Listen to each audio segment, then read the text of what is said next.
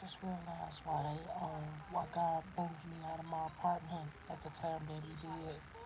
He was preparing me for, I never know why God send me to certain places. I'll be thinking that, He's sending me there to make sure that I take care of my vessel.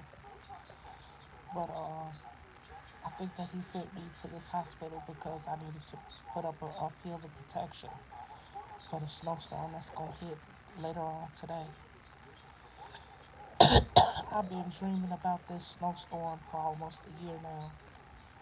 And then I was dreaming, sleep, dead sleep. And seen a lot of people being frozen on the streets. Like, it's about to get real cold. It's going to be a lot of snow, at least up to 6 feet of snow. And I think that's the reason why God put me here because a lot of things was going to be shut down, like the roads and stuff. And it was going to be like that for a couple of days.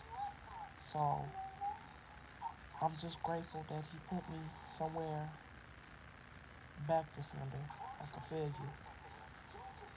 I can see why He put me where He put me, but I mean, I seen this before it even happened, just like I seen the fire at my apartment complex before it happened.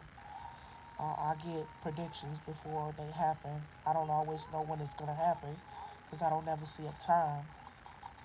And I just seen one fofo. Uh, I got distracted, but I'm just saying I'm chosen. I already know that. But yeah, God put me in places where people need to be protected and for me to be safe. And this is where He chose to put me. So I'm grateful for that.